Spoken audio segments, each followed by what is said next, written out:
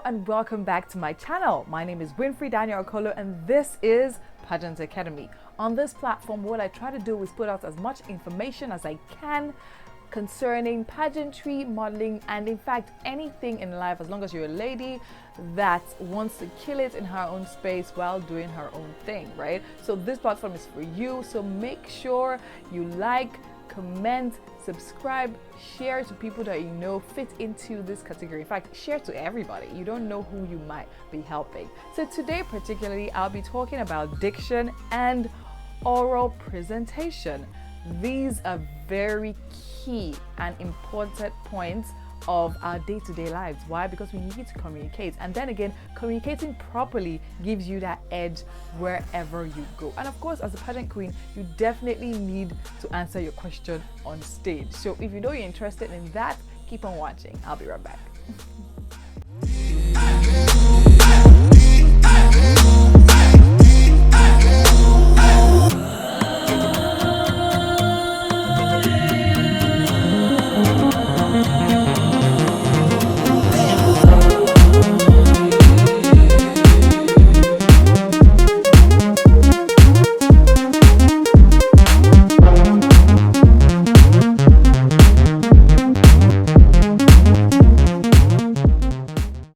Welcome back. Thank you for not sliding on me.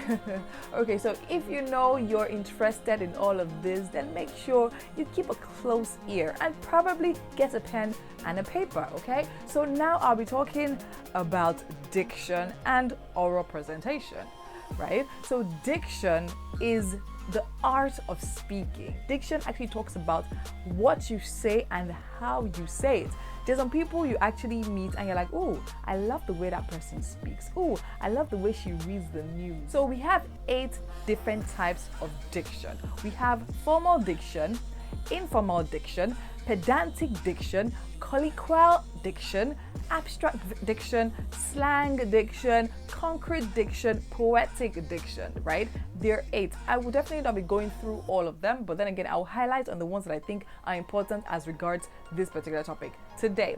First, of course, formal diction is the one that we use when we are writing, most likely drafting a business agreement, in law, right? Legal documents. When it comes to informal diction is now conversational diction, where, for instance, what I'm using to create this video right now, how we talk to our friends, how we conversate one-on-one with people around us, right? It might not be the same for you if you probably are big on slang. So there's slang diction. Slang diction, however, should be kept in a close space within friends, right? Or depending on how you want to go about your life. That's not my business. Anyways, when it comes to pageantry or talking formally or talking to people or answering pageant questions, what is very important and what is necessary, the type of diction that is necessary, is informal diction. The fact that it's informal doesn't mean we should have slangs in it, right? We can talk, of course, we cannot talk as if we were writing, but then again, we'll talk in clear, understandable terms. No need for big grammar, just pick simple words that everyone can understand and relate with. However, to put an edge to that answer or that introduction you're doing, it will also help if you actually throw in a few complicated words, not too complicated, but just a few heavy words here and there, just to help. Don't go and use the one you don't understand and say, if you said you should put in complicated words. Don't confuse yourself. What is most important is for you to pass the information you're trying to get across, okay? So at this point now, let me go into oral presentation. Most times it's referred to as verbal presentation. That is, however, wrong, because the verbal literally just refers to the speaking, the way you speak and how you choose to speak, right? However, oral refers to verbal, visual, and vocal presentation. Okay, so verbal is not necessarily wrong, but then again, it's restrictive. So when we're talking about something like being on stage and answering a pageant question, it's not enough to say, okay, fine, that is your verbal presentation. No, it's actually oral presentation, right? Okay, so now oral presentation, as I said, is a combination of the way you verbalize, the way you vocalize, and of course the way you visualize. Okay, so now let's go into verbal. Verbal literally has to do with what you say, the arrangement or organization of what you say and how you say it, right? So now you're preparing for an oral presentation, and then verbal, of course, is very important. Why? Because that's the part that has to do with your research, you writing out your statement or your introduction, or probably researching on questions that are online and then organizing your answers to fit the questions appropriately, right? So a lot of mistakes that a lot of girls do. Okay, some pageants, right, when you're going for them, they might give you ideas of what the question might be. They might just say, okay, fine, read on this area. So might drop actual questions and just tell you to go and study on everything. Mistake girls make is they literally write out the answers they have in mind, or tell someone to answer the question for them, write it out and then cram it. That is a no. That is why most times we watch these videos of girls answering questions. Sometimes they make mistake, they say sorry, and they start again. That is on the spot. Everybody's going to see that. See, you literally just blew it and you just flopped. Even if you're doing a presentation at the office, I will not advise. Actually, it's actually advised not to cram or memorize words for word at any point. Why? Because you might forget, and once you forget, that's going to throw you off balance. So what is important and what you need to do? You want to answer a question or you want to introduce yourself. What do you need? You need the key points. For instance, now I want to introduce myself and I want certain elements of my introduction to be in the sentence, right? What do I need to do? Let's say the first paragraph is my name and my personal details as regards, my name, what school I went to, your age, if you want to throw it in, what state you're from, things that are personal to you. Paragraph 1. Paragraph 2, what I studied as relating to how I found myself in pageantry, why I decided to be a pageant queen, and then what my pet project is, having come this far. Paragraph 3 is probably going to be, okay, fine, I'm here now. What pageant am I going for? How can I combine my pet project to what they want from me?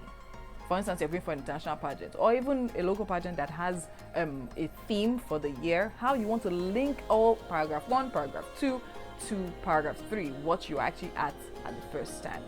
What is important is for you to know what consists of your first paragraph, your second paragraph, your third paragraph. If there are words, keywords that make you understand and remember what entails or what happens in the first paragraph, like for instance, you can go my name, my state, my school, my course of study. Paragraph 2, why I decided to go into pageantry, my pet project, and how that's helping build the community or economy or whatever. Paragraph 3, where I am now, what pageant I'm going for, why I'm going for that pageant, and what their pet project is, and how that combines to further advance my own personal pet project, or how all that comes together, right? So you can have keywords that remind you of how it is and arrange it in your head. You need to write the whole paragraph you're going to say down. Don't say if you said don't write it down and cram it so you don't write it. No. When you're researching, when you're preparing, even if it's something as simple as you think, oh, fine, I know myself, I can introduce myself anyway. Write everything you intend to say. After you do that, you pick in the key points in each paragraph, and then you can memorize those points in the order in which they come. Then understand what the statements or the paragraphs are about. Right? And then from there, when you are on the spot, you're being asked to introduce yourself, you now flow from the knowledge of what you studied, what you've written down. Don't cram it. You have a brain. Your brain works great. Like, do not underestimate your brain, right? If you read something, the probability that you will understand it, that your brain will suck it in, is very high. So you need to know, and of course, the more you read it, the more you go over it with the idea or with the goal of understanding it, the more you will remember what you read when the time comes. So go over it, like take it all in, stand in front of mirror, rehearse in front of mirror, get audience, if you can get your sisters, your brothers, your family members, or your friends to literally be in the room with you while you do the presentation. That would definitely help. Cramming is a no-no. Don't fool yourself. Okay?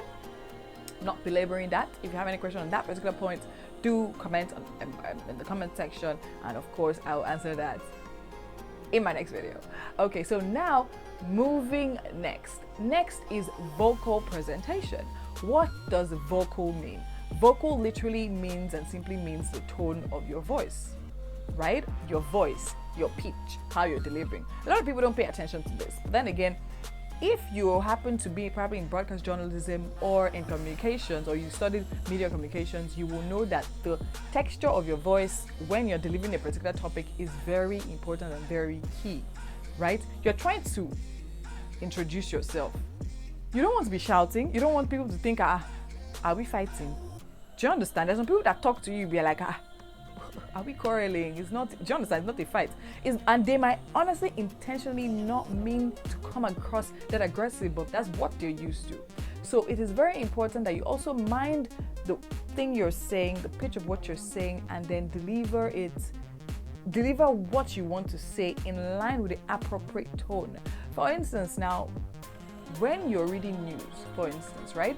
If you're talking about a death situation where people die, a situation where people died, you cannot have a particular disposition. You can't just talk about it in a carefree manner. You have to have a certain mood with it, right? You have to be sober, your voice volume lower in order for you to deliver, right? When you're talking about entertainment topic, however, or sports is more vibrant, entertainment is more jiggy, so you can be more jiggy, you can smile, you can do all of that, right? When you're talking about politics, you know you should be more serious than you will be when you're talking about entertainment and all that kind of thing. So that is why, if you notice, sports have different personalities to deliver that sport news, entertainment different personalities, hard news different personalities. So we also need to know that, oh fine, when you're introducing yourself, you're in a pageant, you want people to fall in love with you, so you have to do it in a way that literally delivers all of that and draws them in a way that literally magnets them, right? Nobody says you should go there and seduce anybody, right? But as a woman, there's a way you should be. You should be graceful. That's why smiles help, right? But then again, we'll talk about that in visual, right? But then again, even the tone of your voice also matters. Don't be shouting. People are not going to want to even listen to you when you're shouting. Imagine you're quarreling with somebody. The person is shouting at you. You're talking to somebody. The person is shouting at you.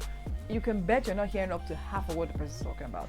So let your voice be stable, strong voice, project, be loud, be clear. Do not talk as if there's something in your mouth.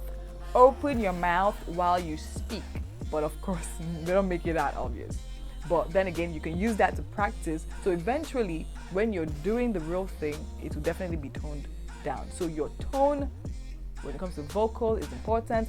The volume of your voice is important. The texture of your voice in that situation is important.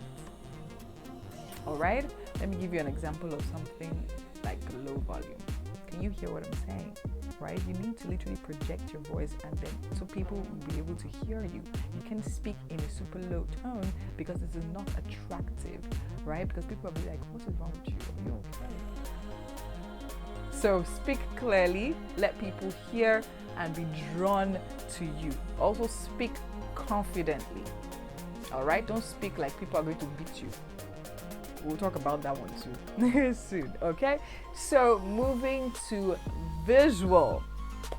Visual consists of your physical appearance while you're delivering your speech. A lot of people think this doesn't matter, but it definitely does. Have you heard of the words body language? It is a thing, and with women, it's a big thing, okay? Some people say if you're talking to me and you're crushing your arm, it shows that you're not interested in what I'm saying. Or if you're talking to me, you're looking at your wristwatch, it shows that you're taking time. That one is total etiquette, and we'll handle all of those in another video, so make sure you keep it locked right here, right? But for now, I'm talking about visual. When you're on stage answering a pageant question or about to introduce yourself, you need to look confident. Can you see that my posture changed from when I was talking to you? Straight back, straight neck. If you want to tilt to the side, you can tilt if that's comfortable with you, but speak directly to the person answering you a question and to the audience. So the person asks the question, you turn to the person, you smile, you nod, you go along. When you want to answer, you can start off from there. Thank you very much for that question, if you like, or thank you if you like. And then you answer the question, talking to the person and then diverting your visual or your gaze to the audience, who are definitely looking at you, right? They're looking at you. They want something from you. Visual also has to do with your facial expression. They ask you a question, you're squeezing your face. So that alone even shows that you're not confident. So don't squeeze your face. Make sure you smile. They ask you the question, you're a pageant queen, you should be graceful, you smile, you're welcoming, then do not fidget. A lot of people don't know what to do with their hands. Most times, right, people, the person asking you a question will hold the mic for you.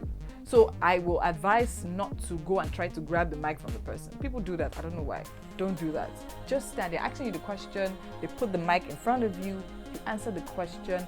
Your hands could be one on top of the other like this in front of you, to the side, locked like that, behind you, or straight down. That is also fine. But for me, the most comfortable and I think the one that looks great is actually when you have your hands either in front of you or behind you. Okay, don't fidget. You'll be nervous, and that's why it's also advised that you put your hands together, because if your hands are together, you're like holding yourself, just like as if you're holding a friend, and you not fidget.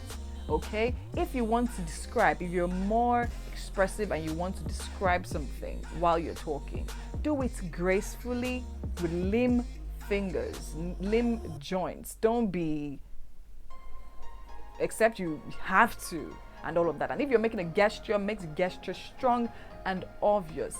But then again, it's graceful, it's like you're singing, it's melodious. It just means, like, if you're trying to influence somebody, if you're trying to do jazz or somebody, you know how it goes, wavy. So that's the idea, that's the vibe, if you need to, right? If not, and don't, whenever you're doing that, don't do this. Don't raise your hands to across your face. It's not necessary, right? Don't let your fingers and your hands not be too distracting. Just imagine I'm talking about, I'm doing this video now and I'm doing like this. How do you feel? Wouldn't you wonder what's wrong with Winfrey? Do you get? So your hands could be down in front of you as you describe, or together behind you, or at the bottom, or just drop them right beside you, just so you don't look dead. It's better you hold them together or something, right? So that is very, very important. When you make a mistake, do not fidget. Okay, a lot of people now fidget. That's why I say don't cram, because if you cram, you don't have to go back again. If you make a mistake, just pause and keep on talking. You don't need to say, oh, I'm sorry about that. It's not necessary. You made a mistake, time is of the essence. Address your mistake, hit it, and move forward. Correct yourself, move forward. The truth is, everyone is nervous if put in that situation. So you should definitely don't bother too much about mistakes. Nobody is above mistakes. People will laugh. We are the way we are and everything. But then again, that shouldn't be your bother, right? If they laugh, you to join them and laugh. You can't shame the ashamed. And I know I have a friend that literally says that, right? So if they laugh, you to join them and laugh. Make them see that, oh, okay, you self, you know what you did. You get, and there's that whole jovial environment, right? But then again, when they laugh and you're now confused and you feel, oh, I just blew it. It doesn't help.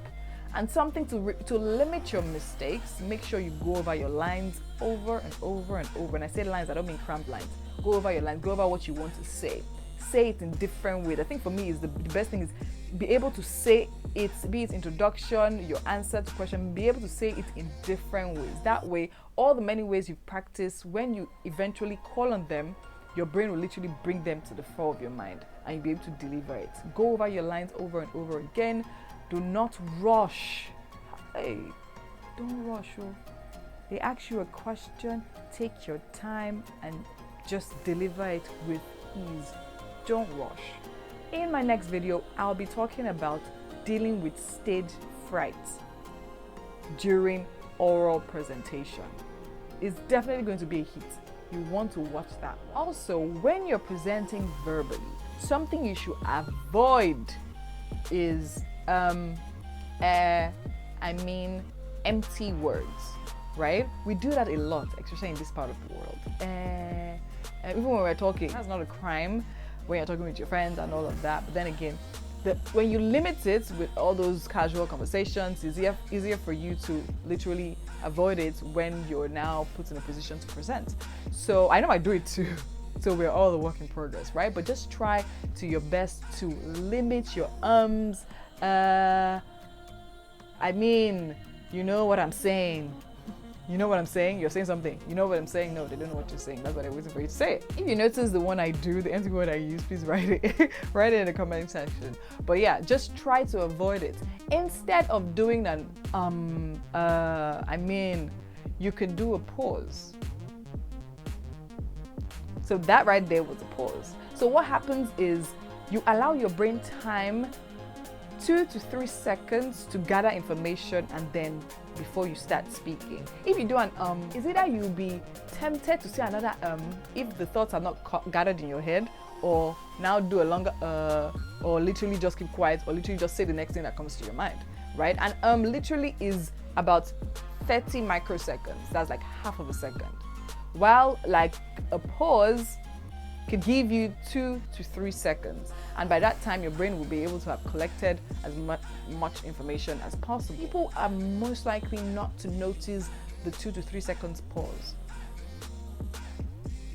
as opposed to when you do that can be annoying and quite, I don't know, put offish. So just try to limit the empty words and try to use your pause where you need to. And of course, even if they notice that, oh fine, you just use the pause there, they might not be offended, will not be offended by it. Why? Because they know that, okay fine, you're trying to think before you talk, in order for you not to say rubbish and all of that. So don't be scared to answer your questions confidently, introduce yourself confidently, use the words you need, try to limit the thing, don't talk for too long. No, just say what you need to say in the space of time you need to say it and move on. So now it's time for questions. On my last video, I had someone ask about online monetary voting, whether it's a no for whether you should run away if you actually notice that a pageant you're interested in actually does online voting. Honestly, I would say no. Why? Because see, these organizations, as much as they make money from form sales and sponsors and all that kind of thing, they also need to make money from other ways. And the truth is, they know that fine, people coming for this pageant, they have relatives and friends that want to push them. So most times, some people might actually do it, free voting online and all of that, but some people might actually put money to it. See, for Big Brother, where do you think Big Brother makes all the money from? All this free ad. Where do you think they make all the money from online votings and all of that? And you see how people aggressively vote. So the truth is, they also want to know that, see, you're coming for this pageant, you're also willing to put in enough to get something out of it. So yes, that's what you have friends for, that's what you have families for. You have all them at that point. This is the way they can show you support directly, by voting for you. Don't go and do anything illegal or anything weird to get votes. Go around people, ask people, you can send people DMs, your WhatsApp contact and all of that, asking them and begging them to vote for you and all of that. Some people literally go and start harassing people to vote or to give them money to vote and all that kind of thing. It's not necessary. Do the one you can do and leave it there. That's what I'll say. Thank you very much for watching. Do like, subscribe, share, and of course I'll definitely be back next week, same time, same page and all of that. But this time I'll be talking about handling stage fright. This one, I'm even still learning it, and it's a must. So make sure you are here watching. Thank you. Bye-bye.